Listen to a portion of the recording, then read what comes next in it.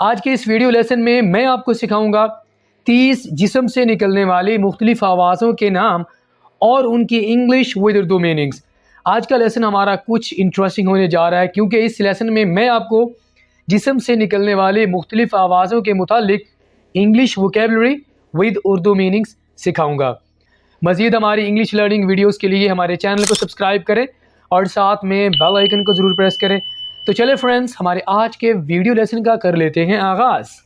खाते वक्त आवाज़ें निकालना, इसे इंग्लिश में स्लर्प कहेंगे। स्लर्प आम तौर पर कुछ लोगों की आदत होती है कि वो खाना खाते वक्त या कुछ भी खाते वक्त मुख्तलिफ़ तरह की आवाज़ें निकालते रहते हैं, जैसा कि जूस पी रहे हैं या पापड़ वगैरह खा रहे हों तो वो आवाज़ें निकालते हैं। दोस्तों, उन आवाज़ों को इंग्लिश में स्लर्प कहेंगे। स्लर्प, ठीक है। जमाई लेना, इसे इंग्लिश में यॉन कहा जाता है।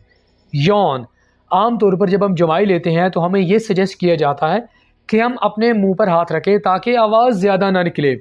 तो जमाई लेना भी एक तरह की जिस्म से निकलने वाली आवाज़ है जिसे इंग्लिश में यॉन कहा जाता है। स्नीज, स्नीज जिस्म से निकलने वाली एक और आवाज़ जिसको हम कहते हैं छींकना। हमें इतनी ज़्यादा ज़ोर से नहीं छींकना चाहिए कि साथ बैठे वाला शख्स भी हमसे तंग हो जाए, ठीक है। तो इसे इंग्लिश में स्नीज बोला जाता है। आगे मूव करते हैं। पैंट कैसे बोलना है पहले ये सीख लीजिए। पैंट, इसे उर्दू में कहा जाता है थकावट से सांस फूलना, और ये सिचुएशन हमारे साथ तब होती है जब हम एक्सरसाइज करते हैं, थोड़ी सी हम रनिंग करते हैं, रनिंग करने के बाद हमारा सांस फूल जाता है, ठीक है। तो हमारी इस तरह की कंडीशन हो जाती है जिसे इंग्लिश में हम पैंट से, यानी पैंट वाला जो वर्ड है उसको लेकर हम डिस्क्राइब करेंगे। पैंटिंग, थकावट से सांस फूलना। आगे वाली जो साउंड है थोड़ी सी इंटरेस्टिंग है, ठीक है। पादमाना, या आप कह सकते हैं जी हवा खारिज करना, जिसे इंग्लिश में फार्ट बोला जाता है। फार्ट, फार्ट का माना क्या होता है? पादमाना, यानी जिसे हम नेचुरल कॉल भी कहते हैं, ठीक है। नेचुरल कॉल का माना तो होता है वाशरूम वगैरह में जाना, लेकिन उससे पहले जो आपका जो रीह होती है, जो हवा खारिज होती है, उसे इंग्लिश में फार्ट बोला जाता है। हैरानगी से सांस फूलना, गैस्प, गैस्प। हैरानगी यानी किसी भी चीज़ को देखकर आप हैरान हुए तो आपका सांस फूल जाता है, इसे इंग्लिश में गैस्प बोलेंगे। बच्चों की तरह हंसना, गिगल, गिगल। कुछ लोगों की आदत होती है कि वो बच्चों की तरह हंसना शुरू कर देते हैं अपने मुंह पर हाथ रखकर, इसे इंग्लिश में गिगल बोला जाता है। गिगल।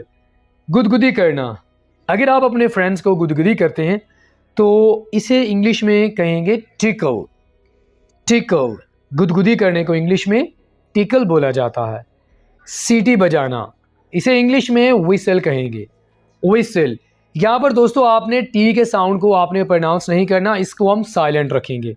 विसल, विसल, सीटी बजाना।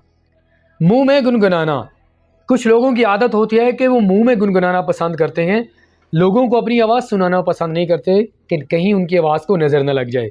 बहरहाल मुंह में गुनगुनाना भी एक तरह की जिस्म की आवाज़ होती है जिसे इंग्लिश में हम कहा जाता है। हम का माना क्या होता है? मुंह में गुनगुनाना। मुंह में बड़बड़ाना, ये वाला जो काम है बहुत सारे लोग करते हैं। जब गुस्से में होते हैं तो वो वाज़े तौर पर अपना गुस्सा नहीं निकालते, या वो कुछ ऐसे अल्फाज बोलते हैं अपने मुंह में ताकि आगे वाले को समझ ना आए कि वो क्या कह रहा है। इस सिचुएशन को इंग्लिश में मम्बल बोला जाता है। मम्बल, मम्बल का माना होता है मुंह में बड़बड़ाना। ताली मारने को इंग्लिश में क्लैप कहा जाता है। क्लैप, क्लैपिंग, ताली मारना।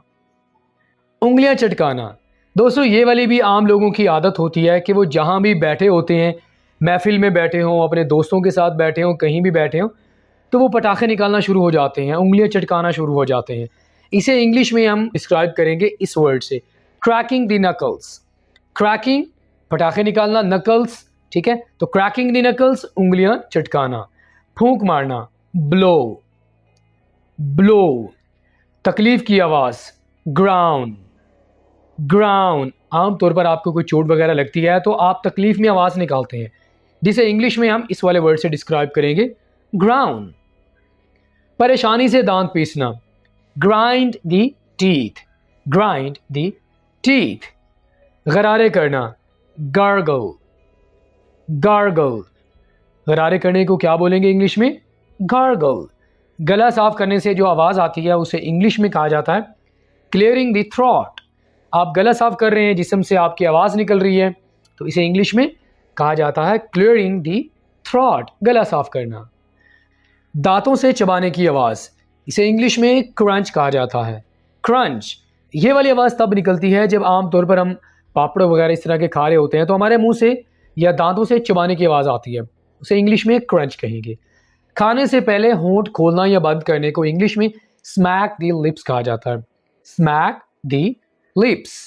नथों के जरिए जोर से सांस लेना, इसे इंग्लिश में स्नॉट बोला जाता है, स्नॉट। गुस्से से आवाज़ निकालना, ग्राउल, ग्राउल। दोस्तों, ये वाली आवाज़ इंसान नहीं निकालते, बल्कि एनिमल्स की यह खसूसियत है कि वो गुस्से में आवाज़ निकालते हैं और इस वर्ड के ज़रिए आप उनको डिस्क्राइब कर सकते हैं, ग्राउल। आप किसी शख्स के लिए ग्राउल का वर्ड यूज़ नहीं कर सकते। डकार मारने को इंग्लिश में बर्प कहा जाता है, बर्प। ये बड़ा ही इंटरेस्टिंग वर्ड है, आपको ज़रूर सीखना चाहिए, बर्प, डकार मारना। खराटे मारना भी अक्सर लोगों की आदत होती है और साथ वाले जो सोए होते हैं उनकी नींद खराब कर रहे होते हैं, इसे इंग्लिश में स्नोर बोला जाता है, स्नोर। स्नोर का माना क्या होता है? खराटे मारना। चुटकी मारने को इंग्लिश में स्नैप कहा जाता है, स्नैप। परेशानी में आह भरना, इसे इंग्लिश में साई कहा जाता है। आमतौर पर जब हम परेशान होते हैं तो हम ठंडी आह भरते हैं, तो इसे इंग्लिश में साई कहेंगे, साई। चिल्लाने को इंग्लिश में स्क्रीम कहा जाता है, स्क्रीम। ऑलराइट फ्रेंड्स, तो इसी के साथ ही आज का हमारा ये इंटरेस्टिंग वीडियो लेसन ये पे मुकम्मल हुआ। दोस्तों, अगर आप भी सीखना चाहते हैं कि जिस्म से निकलने वाली मुख्तलिफ आवाज़ों को क्या कहा जाता है, इंग्लिश में कैसे उनको डिस्क्राइब करना है, अगर आपको कभी करना पड़ जाए तो आप इस मेरे वीडियो लेसन को देखें, प्रैक्टिस करें। अगर आपको वीडियो लेसन अच्छा लगा हो तो लाइक करें, अपना फीडबैक हमें ज़रूर दीजिएगा। अगर आपने अभी तक हमारा चैनल सब्सक्राइब नहीं किया तो हमारे चैनल को सब्सक्राइब करें। मुलाकात होगी आपके साथ नेक्स्ट किसी और लेक्चर के साथ। टिल देन, अल्लाह हाफिज़।